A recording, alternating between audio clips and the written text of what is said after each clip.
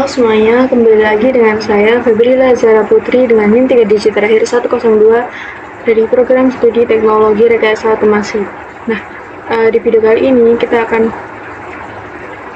melanjutkan pembahasan mengenai fundamental bahasa pemrograman C++. Jadi langsung saja kita ke pembahasannya.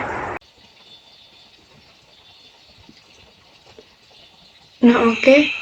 Yang pertama kita akan membahas mengenai conditional if, else, dan logika boolean.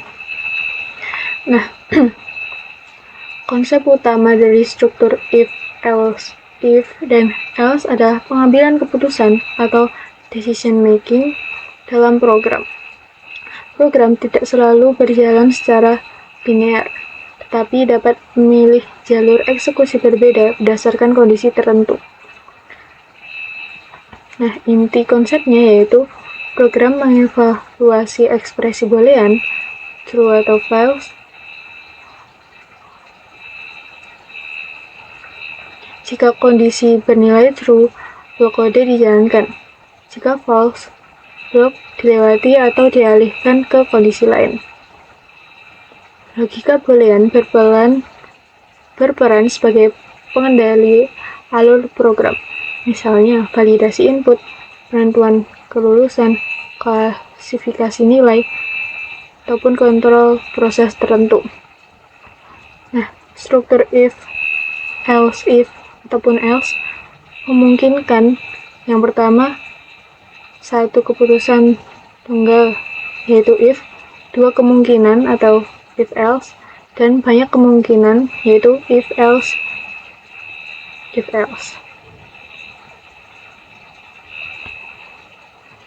Nah, dengan kata lain, kondisional menentukan apa yang dilakukan program berdasarkan situasi tertentu.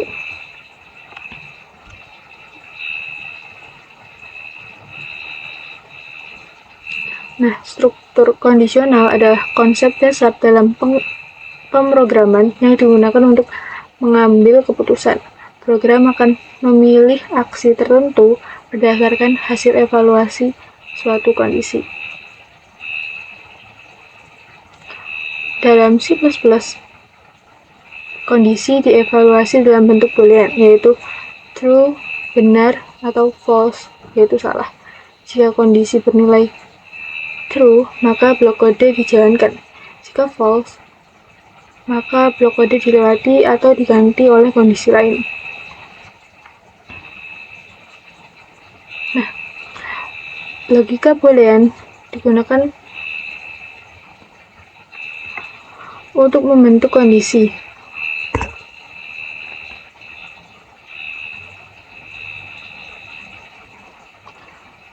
Operator yang sering dipakai diantaranya berikut, itu operator sama dengan, tidak sama dengan, lebih besar, lebih kecil, lebih besar sama dengan, lebih kecil sama dengan, and, not, dan lainnya.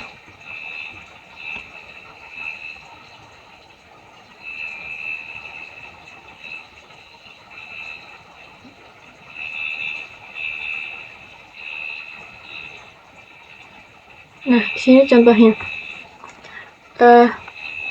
Sini nilai A adalah 10.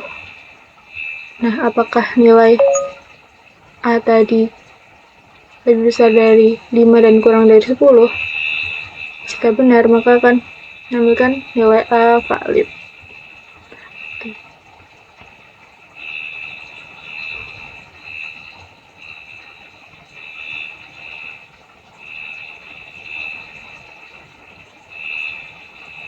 Dan ini contoh program if else yang mungkin banyak kondisi. Sini misal kita nilainya yaitu 85. Nah, apakah nilai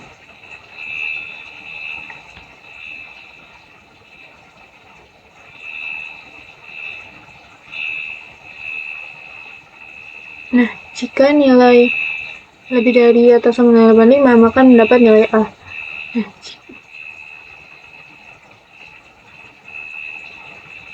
Nah, jika kalau tidak memenuhi persyaratan tadi, kemudian ke kondisi berikutnya, yaitu else if jika nilai lebih dari atau sama dengan 70,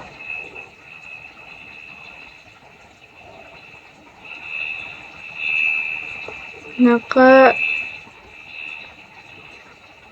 dapat nilai B. Kemudian jika tidak memenuhi nilai sebelumnya, ke kondisi berikutnya, yaitu else if nilai lebih dari atau sama dengan 60, maka mendapat C, dan seterusnya.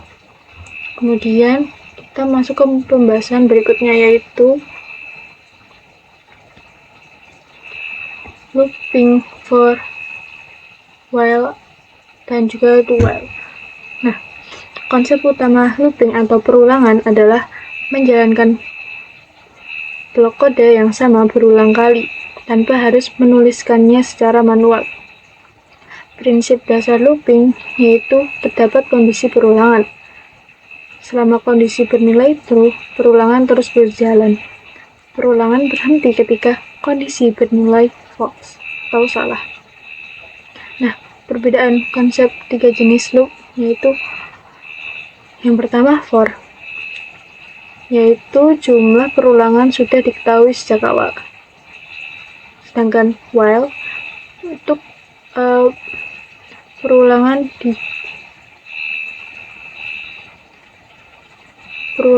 bergantung pada kondisi, yaitu dengan dicek di awal. Kemudian do while, yaitu perulangan dijalankan minimal 1 kali. Looping sangat penting untuk mengolah data dalam jumlah banyak, perhitungan berulang, dan iterasi array dan struktur data. Nah, looping adalah struktur kontrol yang digunakan untuk menjalankan perintah secara berulang selama kondisi tertentu terpenuhi. Loop sangat berguna untuk pengolahan data banyak, pengulangan perhitungan, dan iterasi array.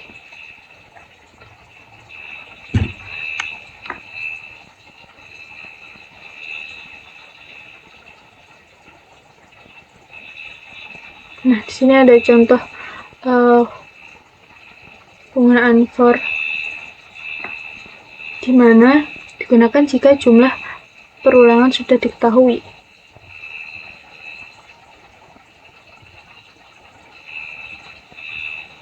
Di mana ini perulangannya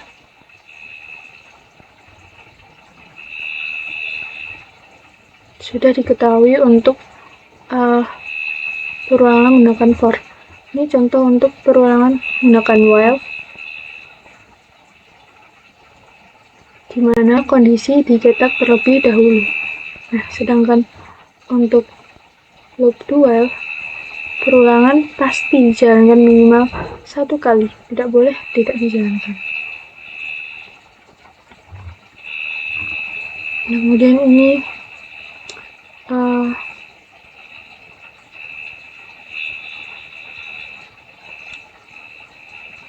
contoh iterasi array dengan loop. Sini ada nilainya, dapat 5 nilai, yaitu 80, 75, 90, 85, 70. Kemudian ini menggunakan for.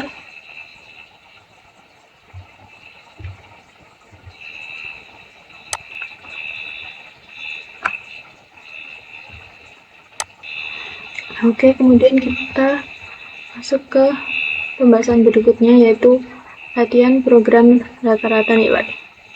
Nah, alur untuk program ini yaitu yang pertama, program meminta jumlah data nilai. Kemudian program melakukan perulangan sesuai jumlah data. Setiap nilai dimasukkan dan dijumlahkan ke variabel total.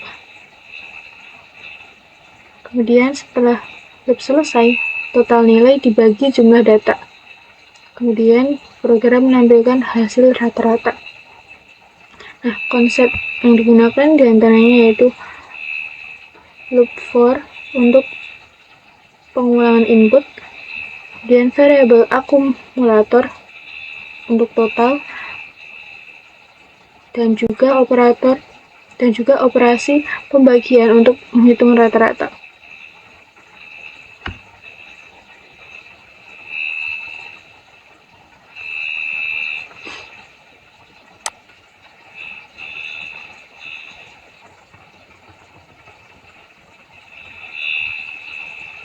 Nah, di sini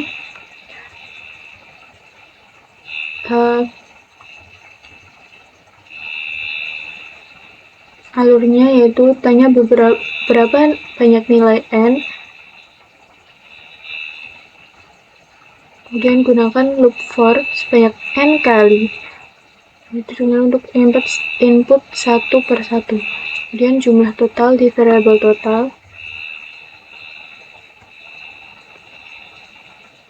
kemudian hitung rata-rata menggunakan double, yaitu digunakan untuk casting supaya hasil pembagian berupa desimal bukan integer yang diperlihatkan ke bawah.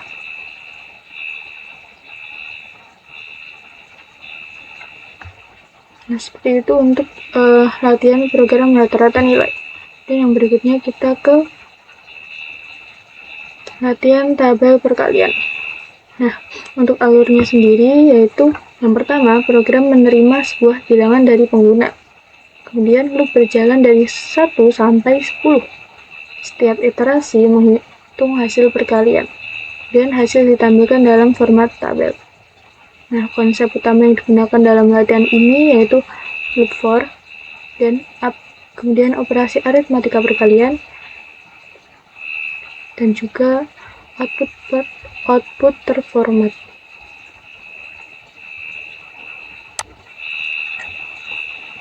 Nah, di sini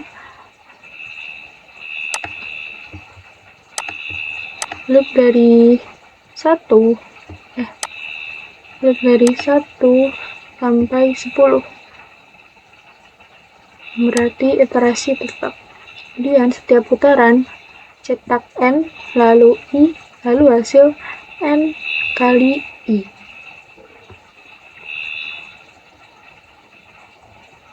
Nah, kemudian format output itu jelas dan terstruktur.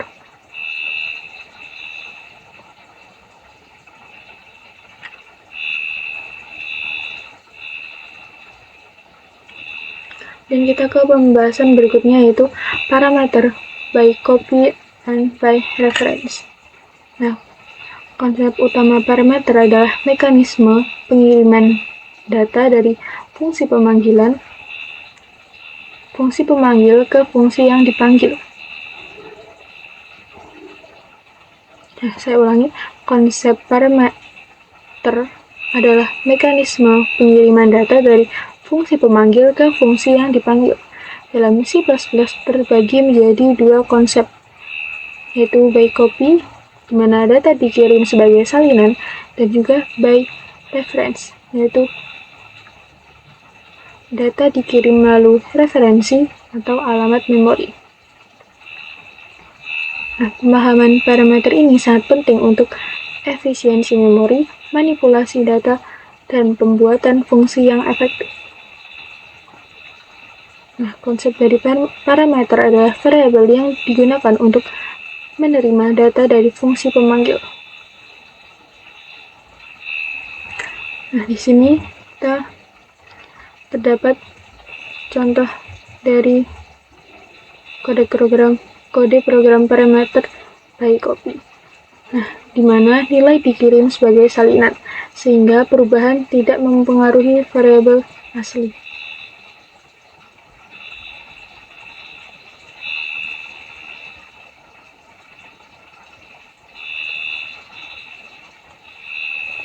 Nah, di sini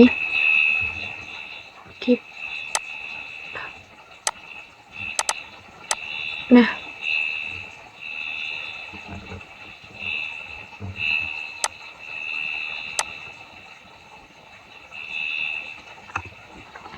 sini analogi sederhananya, misal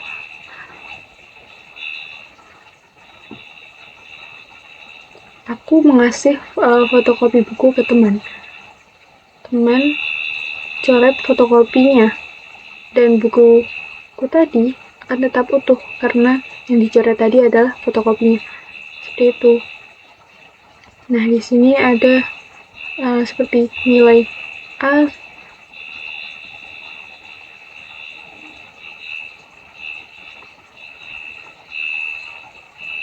sama dengan 10 dan akan tetap 10. Itu. Kemudian kita ke contoh parameter menggunakan referensi, di mana nilai dikirim melalui referensi atau alamat memori, sehingga perubahan mempengaruhi variabel asli.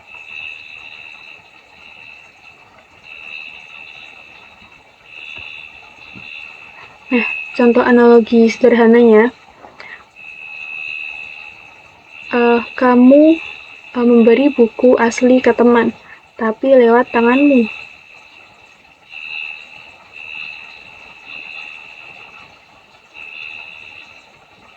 Dia pegang bukumu lewat kamu, jadi diberi langsung gitu. Nah, jika temanmu menyoret, bukumu ikut kecoret. Nah, sehingga di sini misalnya itu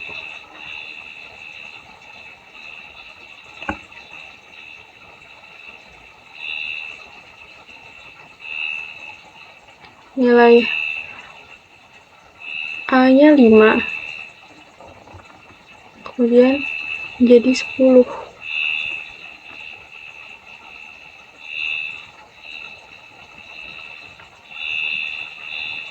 Selanjutnya kita ke pembahasan berikutnya.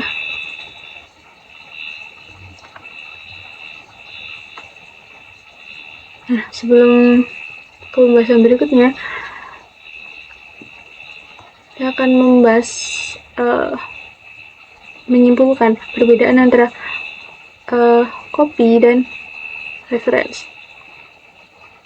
Copy sendiri tidak mengubah data asli, sedangkan reference mengubah data asli. Copy lebih aman digunakan, sedangkan reference lebih efisien untuk digunakan. Nah, copy tidak memakai simbol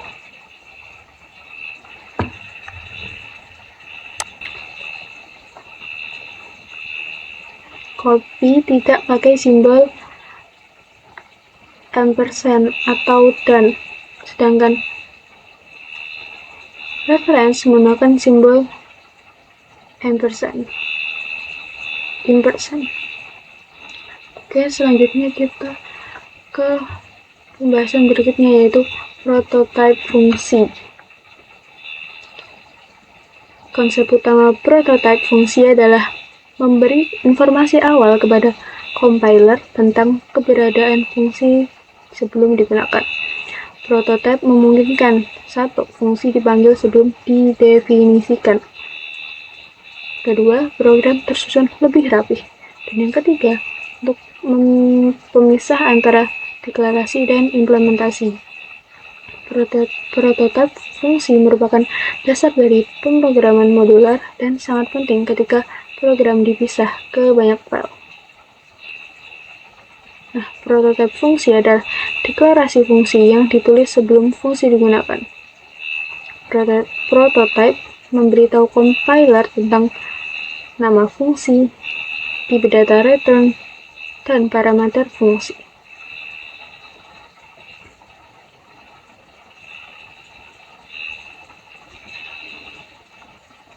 Nah, di sini contoh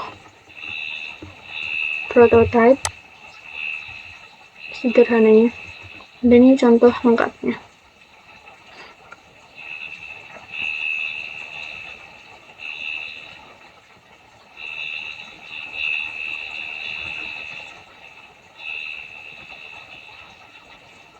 Nah, di mana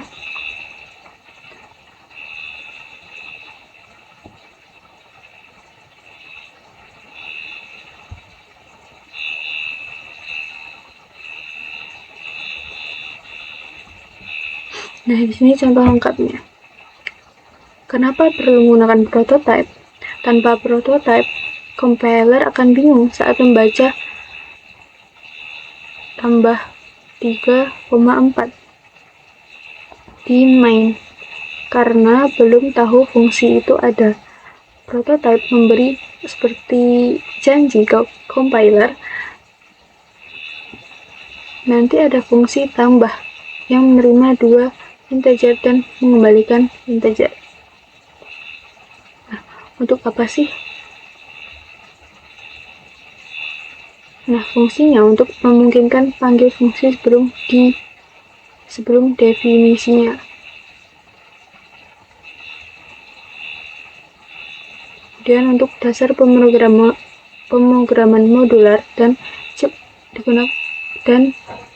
untuk jembatan antara main CPP dan file implementasi.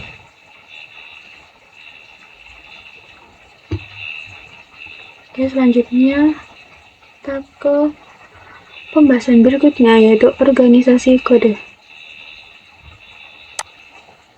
Kita akan membahas mengenai organisasi kode header ++ dan ++. Nah, konsep utama organisasi kode adalah pemisahan tanggung jawab, separation of concern, dengan memisahkan kode. File header ++ berisi deklarasi dan file ++ berisi implementasi. Maka program menjadi lebih struktur, mudah dibaca, mudah dikembangkan, dan mudah diperbaiki. Nah, konsepnya yaitu program besar sebaiknya dipisah menjadi beberapa file agar rapi dan mudah dikembangkan.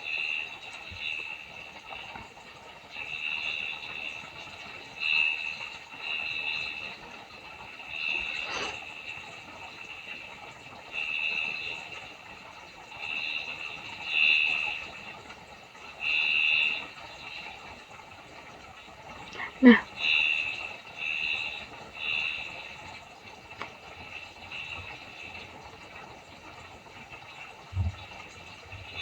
selanjutnya kita ke di sini ada contoh dari fungsi header ++ dan fungsi ++ dan main C++.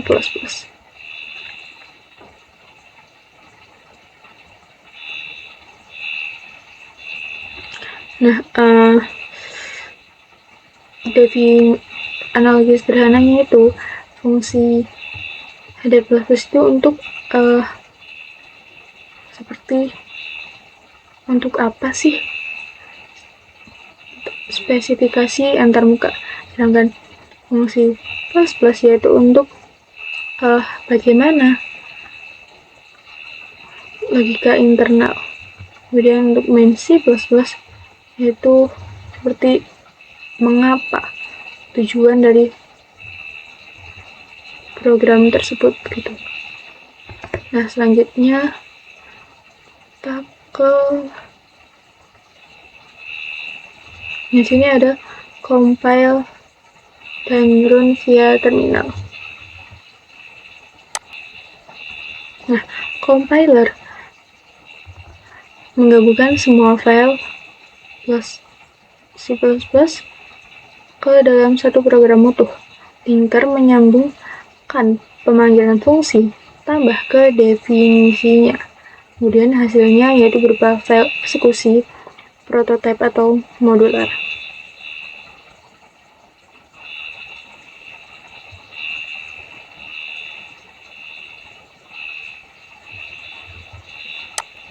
Nah, sini ada contoh latihan program modular, di mana hitung header ++, hitung C++, dan main C++. Oke, kita langsung ke kode pemrogramannya.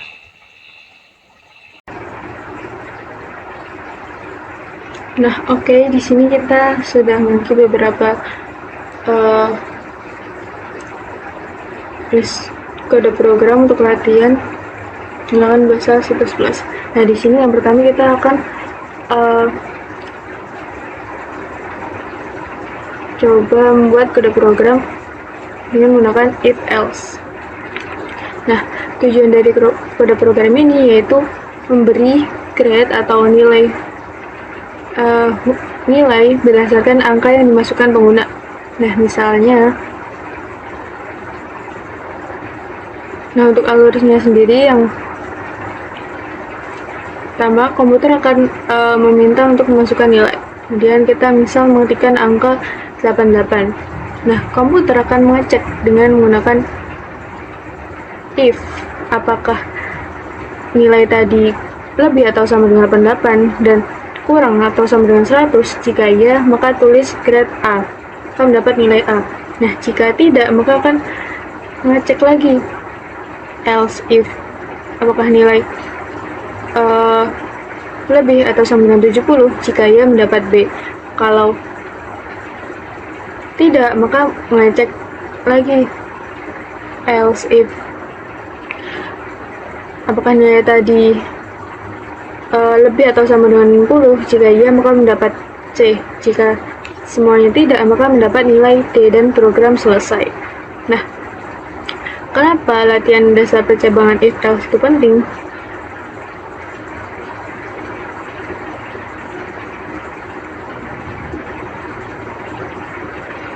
Nah, karena latihan percabangan if else ini dan logika boolean itu biasanya dipakai di sistem penilaian atau kuis.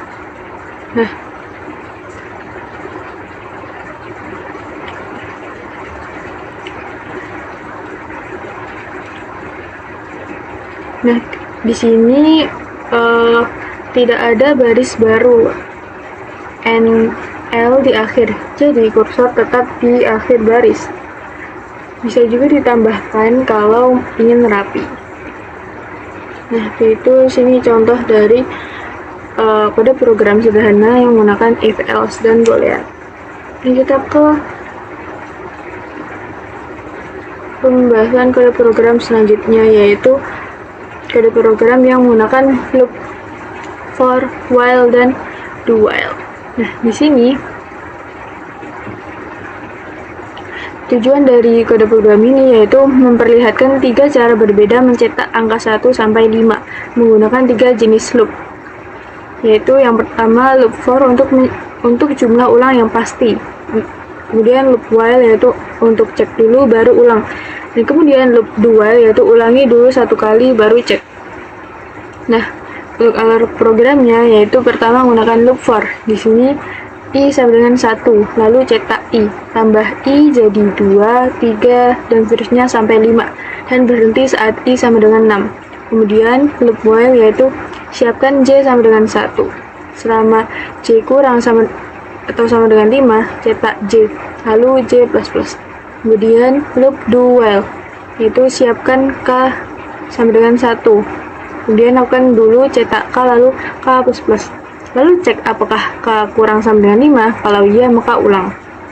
Nah, kenapa ini penting? Karena semua program butuh pengulangan. Jenis loop dipakai sesuai kebutuhan, yaitu for untuk menghitung mundur atau waktu, while tunggu input sampai benar, kemudian do while yaitu dimana minimal jalankan 1 kali. Nah, coba kita running saja.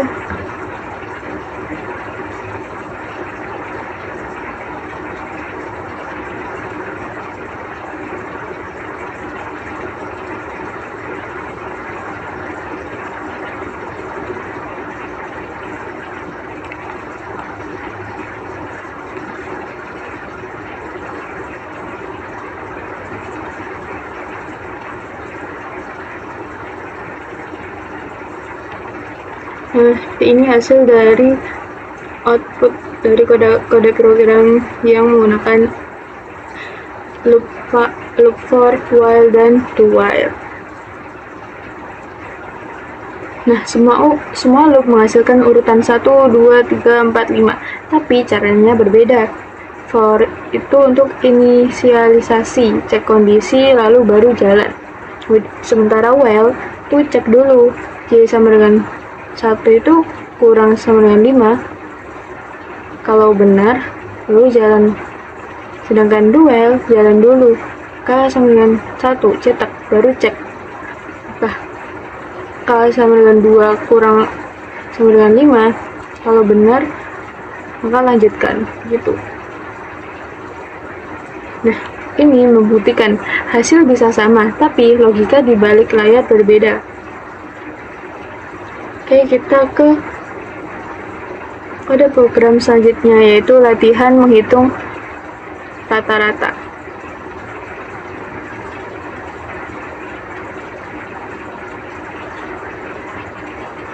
Nah, tujuan dari kode program ini yaitu menghitung rata-rata dari sejumlah nilai yang dimasukkan.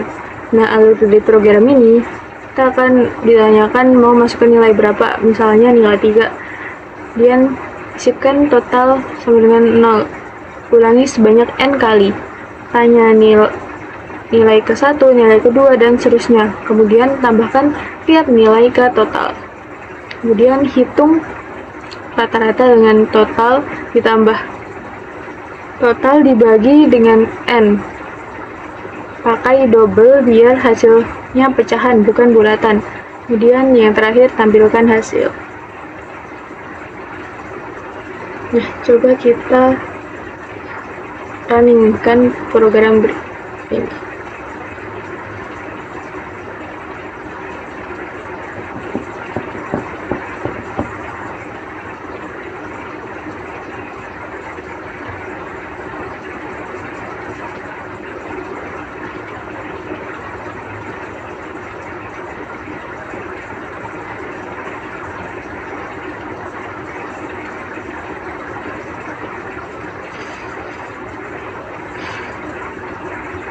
Coba kita masukkan nilai, kita ingin masukkan berapa nilai, misalnya 5 ya. Kita masukkan nilai ke-1,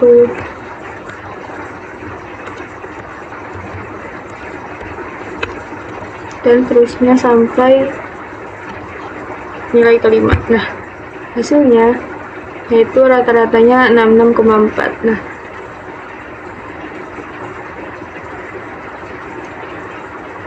Nah, rata-rata sini menggunakan double, dimana karena nilainya misalnya 75 tanpa desimal tambahan, C++ akan menampilkan 75 bukan 75,0.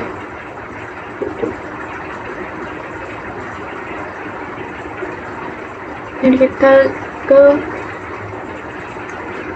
program selanjutnya, yaitu latihan tabel perkalian. Nah, tujuan dari kode program ini yaitu mencetak tabel perkalian 1-10 dari angka yang dimasukkan. Nah, alur dari programnya sendiri yaitu yang pertama, mau tabel perkalian berapa, misal dengan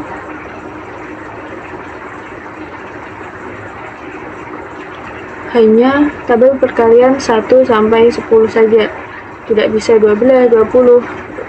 Jadi antara 1-10, misalnya 7 nih. Nah, ulangi I dari 1-10. Nanti akan mencetak 7 kali 1, 7 kali 2, dan seterusnya hingga 7 kali 10. Nah, kenapa kode program ini penting? Yaitu untuk latihan loop dan operasi matematika. Oke, kita langsung runningkan saja.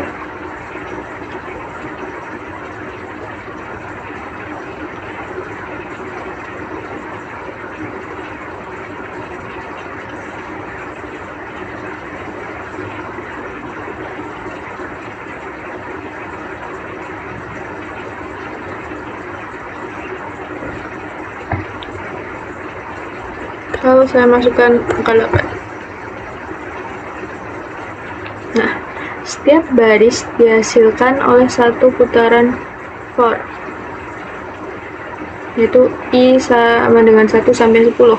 Format N, X, I sama dengan, lalu hasilkan N kali I. Nah, seperti ini output dari kode program latihan tabel perkalian. Sini saya tadi memasukkan input 8, maka akan menghasilkan tabel perkalian 8 dari 8 kali 1 sampai 8 kali 10. Nah, seperti itu untuk latihan tabel perkalian. Kita lanjut ke kode program selanjutnya, yaitu parameter by copy dan by reference. Nah, tujuan dari kode program ini yaitu membandingkan dua cara mengirim data ke fungsi. Yang pertama menggunakan copy atau by value, dimana kita tinggal salin data sehingga aslinya tidak akan berubah. Sedangkan menggunakan by reference, kita menggunakan alamat asli, jadi ikut berubah. Nah, alur dari program ini, yang pertama kita siapkan nilai A sama dengan 10 dan B sama dengan 10. Kita memanggil by copy A dalam fungsi. Kemudian X jadi 100. Tapi A akan tetap 10. Sedangkan jika kita manggil by reference B dalam fungsi, X adalah julukan untuk B. Jadi B berubah menjadi 100. Nah, dimana by copy ini aman digunakan, data asli tidak akan terganggu. Sedangkan reference itu hemat memori dan cepat dipakai saat mau ubah data asli. Coba kita bandingkan saja.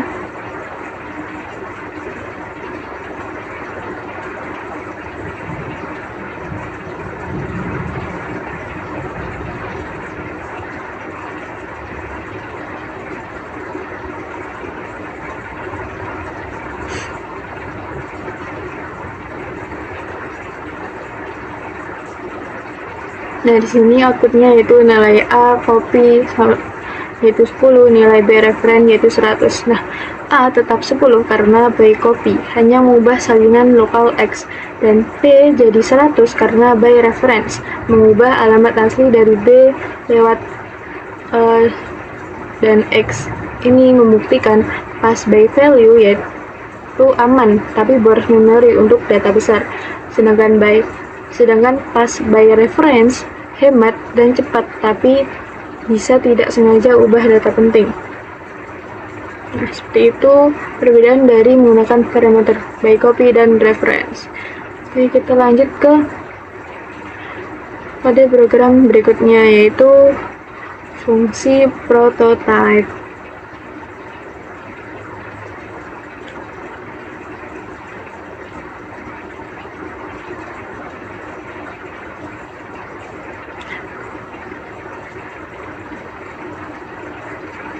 Nah, di sini tujuan dari kode program ini yaitu latihan membuat fungsi sederhana, tambah, dan memisahkan kode ke file berbeda, yaitu header plus HPP untuk rencana fungsi atau prototype. Dengan C++ yaitu CPP yaitu isi fungsi, dan juga main CPP yaitu pemakaian. Nah, alurnya sendiri yaitu file main CPP itu akan panggil tambah 5 dan 7. Nah,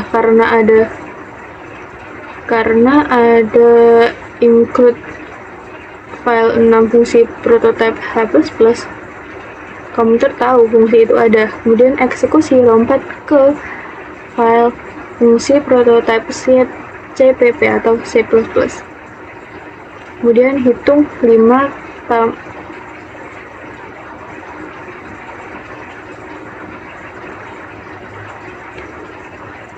kemudian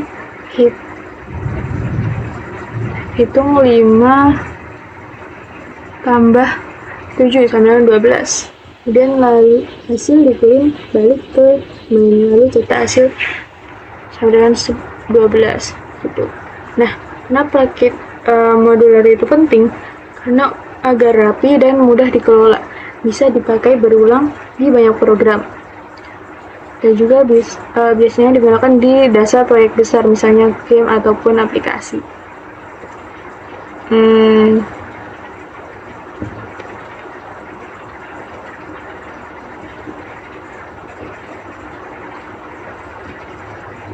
Nah, di sini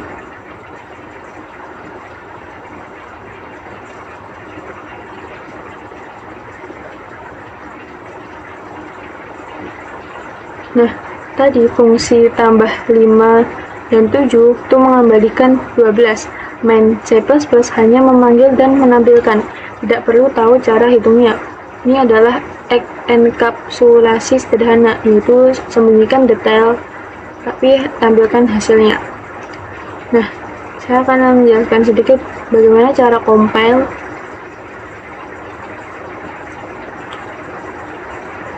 untuk program berikut. Nah, sini saya sudah menuliskan komentar bagaimana cara compile. Yang pertama, C++ ini yaitu artinya compiler C++. Kemudian 6 main C++ yaitu file utama tempat main berada. Kemudian 6 fungsi prototype C++ yaitu file implementasi fungsi yang berisi kode. Kemudian ini yang main 0 prototype ini yaitu output berisi file eksekusi bernama prototype. Nah, sedangkan ini titik atau prototype ini itu untuk menjalankan program hasil compile. Nah, caranya kita tinggal mengklik new terminal dan kita salin saja komentar baris pertama ini, kita copy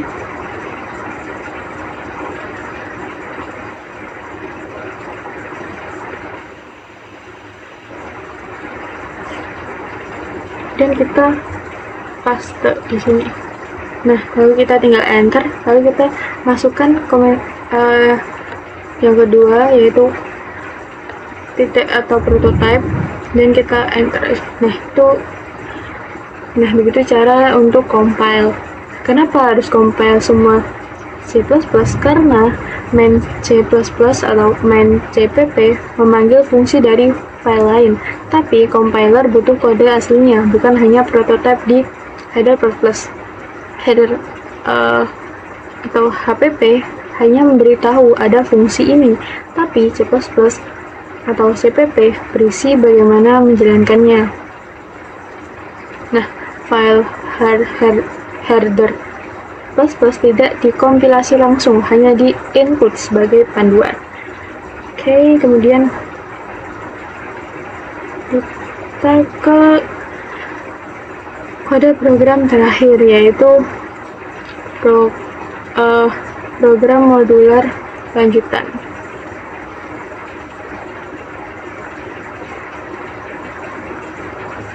Nah, tujuan dari program ini yaitu menghitung luas dan keliling persegi panjang dengan kode dibagi modular.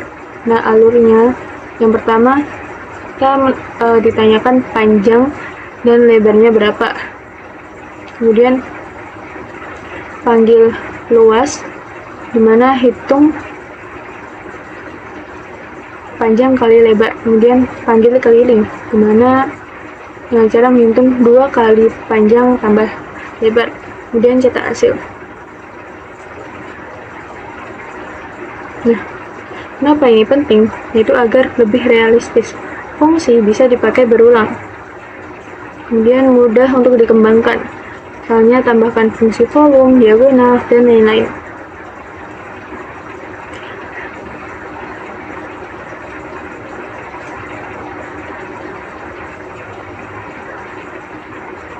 Nah, program memisahkan logika hitung dari antarmuka pengguna, jadi lebih mudah dikembangkan. Nah, sini sama seperti tadi, kita akan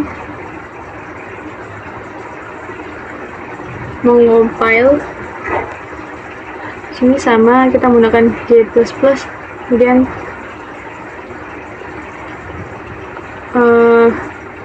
dimana 7 main C++ ini yaitu fungsi utama yang berisi main dan input user. Kemudian 7 program modular C++ yaitu fungsi berisi 2 file yang berisi 2 fungsi yaitu luas dan keliling. Kemudian main modular ini hasil eksekusi bernama moduler. Kemudian titik atau moduler ini yaitu untuk jalankan program. Nah, caranya sama seperti tadi, kita tinggal ke new terminal dan kita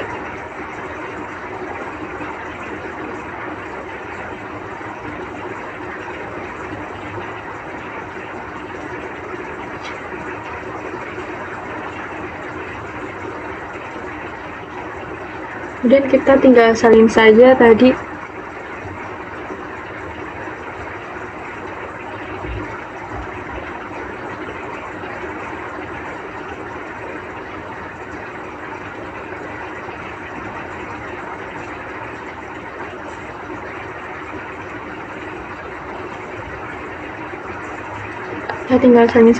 yang ini C++ main ini sampai modular.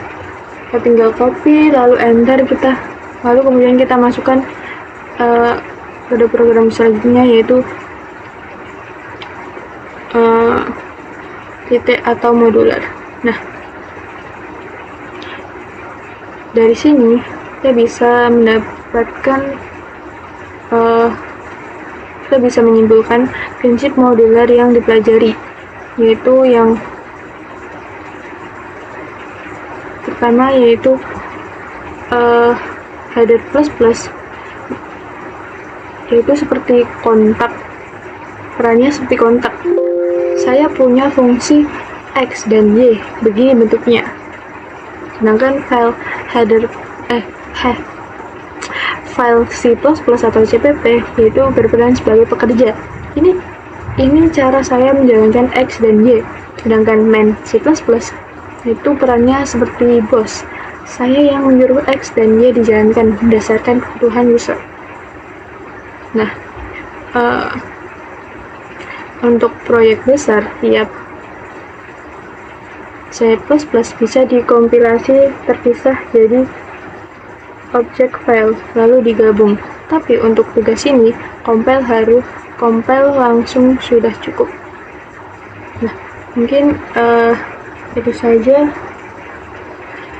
yang bisa sampaikan di video kali ini. Kurang lebihnya saya mohon maaf. Terima kasih.